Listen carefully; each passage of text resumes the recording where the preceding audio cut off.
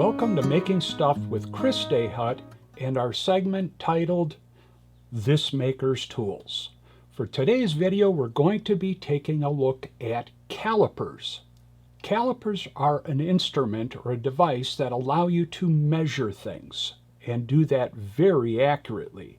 Typically, the accuracy that you're working with on a caliper, either digital or dial, is about 1/1000th of an inch or even better in some cases.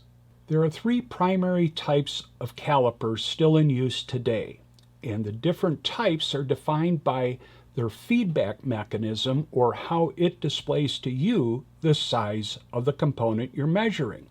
Let's start with the most modern. This is the digital scale. This has been in use since the mid-1970s, and probably by the late 1980s or maybe early 1990s, these really became the more dominant style. But as you're measuring with it, you see that the value changes, and whatever size you're measuring, it will display the digital value that it is measuring. Prior to this style was the dial caliper. Now these came about approximately 1960 and then are still available today, but have largely been displaced by the digitals. But this one uses a gear and a dial to show you the size that it's measuring. Very easy to read and very reliable. The nice advantage of this one, it does not require batteries such as the digital. So these are quite frequently still used by a lot of people today in many industries. Now, predating this in 1960 would have been the vernier caliper. I don't have an example here, so I'm going to take you to the Mitutoyo website. That's a Japanese tool manufacturer who makes hand tools such as this, or inspection tools. And they have an example there that I can show you. Now, just what we covered here are digital calipers, dial calipers, and then the vernier calipers. Here you can see an image of a vernier caliper. You'll notice that all it has are the hash marks on there. And you interpret those hash marks to get a very fine resolution of reading out of them. In other words, you'll be able to see 1/1000th of an inch feedback on something that you're measuring. And it was a very clever system designed by Pierre Vernier in the 1630s. Still used today, but they're a whole lot better and a whole lot more refined in the versions we see today. If you want to see how that operates, go to this website, and of course I'll provide a link below, and watch this short video. Now the next concern would be, what sizes do they come in? Not all things that we want to measure are small that fit within a 6-inch or 150 millimeter range. At the small end, typically you're looking at somewhere in the neighborhood of 3 or 4 inches as the smallest caliper that's commonly available. On the larger end, as we can see here on the Mitutoyo website, I will scroll down. Went a little too far, and that gives us 1,000 millimeter for the largest size digital caliper. That's 40 inches for those of us here in the United States. They're really big and kind of cool to use just because they're so big and yet so accurate. Now, before I get into more details, I would like to suggest that you follow along this video to the end. At the end, I'm going to give you a link or provide you with information about a highly detailed discussion. It's a PDF document that covers the history of the caliper. It has an amazing amount of information, and it's a brilliantly written document that I really think, if you're curious about tools, especially calipers, it's a great read for you. Now let's take a little deeper dive into the caliper itself. As we already mentioned, they're differentiated by dial, digital, or vernier, and that's the display information. But how they are used, typically they're made for right-handed people. They will typically have a thumb wheel, allows you to open and close the jaws, like so. The large jaws are for measuring the outside dimension of something. The smaller jaws are for measuring the inside diameter of something, or the inside dimension. And then off the tail end is a probe that sticks out, and that allows you to measure the depth of holes or the step distance of an object, etc. So it has 3 different ways of measuring whatever it is you're working on. An advantage of the dial type: dials are fairly easy to read. Even people with bad eyesight can often read them accurately. The dials come in different colors and so forth, so that makes it easier to read for some people. If it becomes out of calibration, or if the gear slips on the rack one tooth, if you need to offset it, you can loosen this dial, rotate the dial, so that if when the jaws are closed the needle is there, that can become your new 0 point or your new reference. I'm going to close it tight, get my 0 back where it's supposed to be, tighten up the thumb screw. Another thing, or another feature that calipers often have, is this lock screw up here. At that point, I've locked the slide from moving back and forth. So if I'm measuring something, like so, and it's in a place where I can't read the display, I could get my measurement, lock it, remove it from the object I'm measuring, and then look accurately or properly at the scales so I can understand what the reading was. Based on all that capability, these are very universal devices, so their applications are very, very broad. I personally use them in woodworking, electronics, metalworking, model building especially. Just virtually everything that I do in my shop or at my desks doing engineering, I will have a caliper within hand's reach. Now moving on to the digital caliper and what's different about it versus the dial. The jaws are the same for OD measuring, inside dimension measuring, and our depth measuring. And one thing to point out, the smaller this is, the smaller hole that you can measure the depth of. So that's kind of a nice feature. Now this is what's different between these two. So you can imagine that being able to get into a smaller hole than that one. That part's pretty straightforward. We can turn the digital on and off. Some have automatic on, some have automatic off. A really great feature of these digital calipers is that, let me get this out here in a little bit. Okay, I just measured something. It's 1 inch in diameter. What is that in metric? It has the ability to convert inch to metric, reading inch or metric. And 25.4 is the universal conversion factor from inch to metric. And that's very handy when you're trying to reverse engineer a component or work between 2 units on the same component, which happens very frequently here in the United States. Now, if I wanted to take incremental measurements, like I'm measuring that feature, but now I want that to be the 0 point, and now I could measure to the next feature. I could get the difference between those 2 diameters or 2 dimensions very easily, because I'm allowed to set 0 at anywhere very easily. And that can be very handy in some situations. When I'm all done with that, I will close it, hit 0, and now it's back referencing its true 0 point. It is digital. It requires a battery.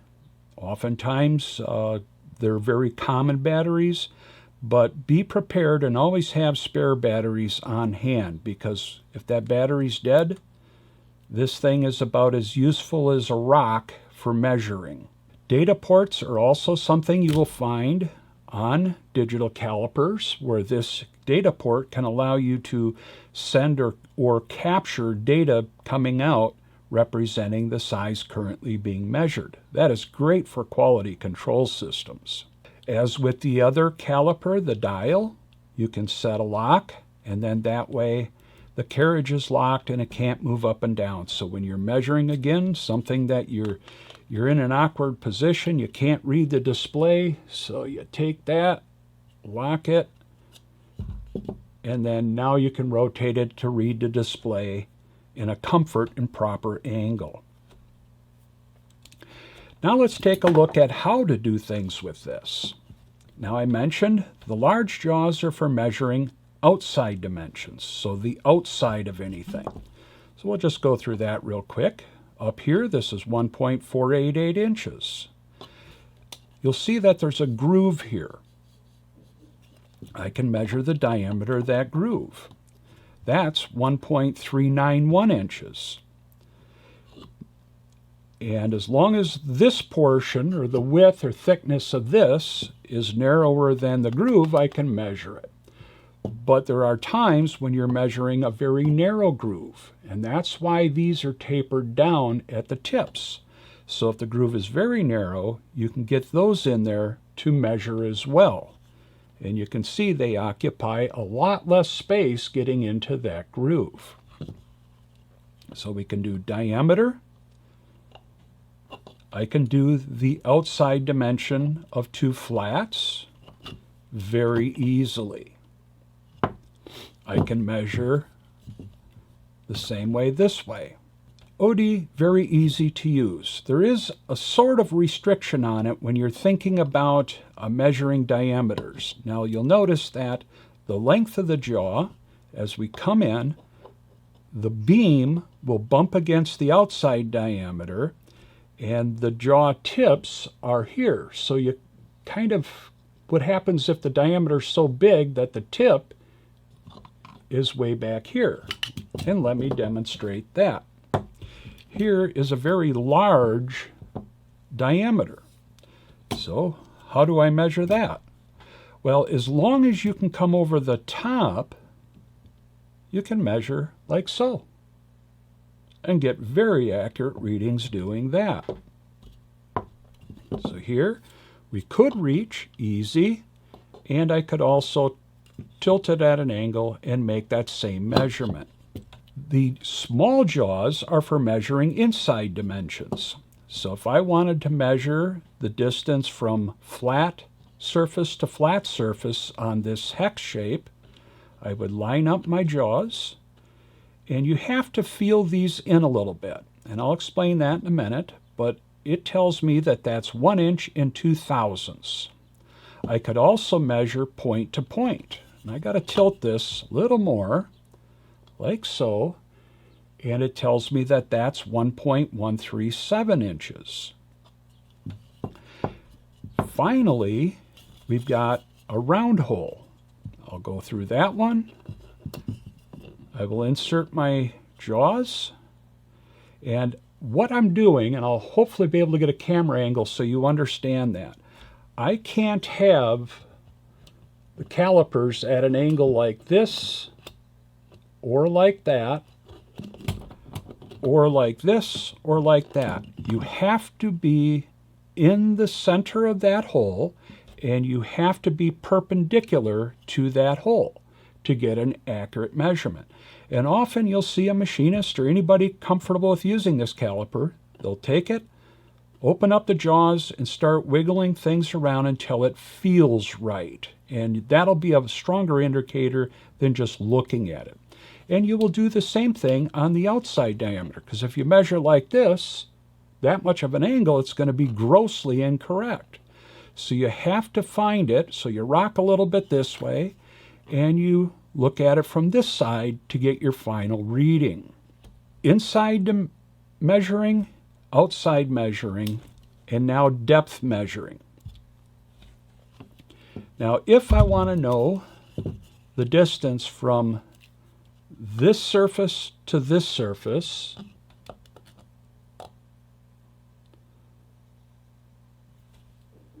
I get that dimension. You have to be very, very careful not to be at any angle this way or this way. And that all comes with just developing the feel for the tool. And that comes pretty quickly. Once you use it for a day or two, most people got it pretty well worked out. Now, there are things you can do to help you along the way. Now, I'm going to bring my stem in, and notice how on the OD, outside diameter, I can take the stem and lay it flat across those two diameters and not be this way or this way. I can just use the mechanical feel of that to get in alignment. And then you just have to make sure you've got this angle right. And again, that's a function of feel. And another way to measure along these lengths that works very well for most calipers is to use this end instead of this end. You'll notice how this moves. This moves with the stem at the end. This surface and this surface during the time of manufacturing are ground flush with each other. So I can take this, bring the top into alignment with that surface, so I'm perfectly aligned this way. The back of the beam is resting across those two diameters, and I can get a very accurate and easy reading using this end of the caliper. And for one last demonstration, we'll imagine this is a hole that I need to measure on a workpiece. I put my stem, that's going to extend to the bottom of the hole. I bring down the body, rock it back and forth a little bit to make sure that I'm perpendicular to this surface, and I'll show you that in this camera angle. Get it lined up like that. You can't be like this or this or this or this. It's got to all be properly aligned, and you can feel that when you're measuring it. Now, it might be a bit of a problem in very soft materials, but in anything of substance, it's very easy to get a perfectly accurate reading using this end or this end. Calipers are an amazing tool that give us a tremendous amount of capability very economically to make precise measurements in a wide variety of ways on just about anything. In my book, if you're a maker, a builder, someone who tinkers, DIY person, you really need to have a pair of calipers. If you're not really good about replacing batteries, I would suggest dial, but if you are comfortable with keeping batteries on hand, it's tough to beat a good quality digital caliper. Here is a collection of my calipers. As you can see, I've got a good variety of them, way more than I really need, but I keep one at every workstation where I work in my shops and in my office areas. I would recommend starting with a 6-inch size caliper. That will take care of a lot of what you're going to use it for. And then if you've got large parts and you can financially justify buying a larger pair of calipers, then invest in them. Otherwise, try to find a way around it, because the costs can be substantial to invest in for a tool that you may only use once or twice in your lifetime. Now, I mentioned earlier on in this video that I've got another piece of information I want to present to you. I won't go into details here. I'll just show it to you briefly. And in the description below will be a link on where to download this document if you want to learn much more about using calipers and about their history and so on. So that'll wrap it up for this maker's tool in our edition on calipers. Thanks for watching, and I look forward to seeing you in the next video. Real quickly, this is the document I was referencing. And I got a little bit of historical information out of this document while preparing for this video.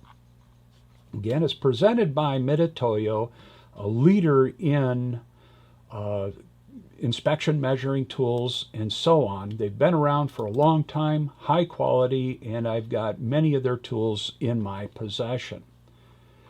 One quick point here. Nogisu is Japanese for a handheld measuring tool, so you'll see that word throughout here, and it's just their way of putting it into their verbiage.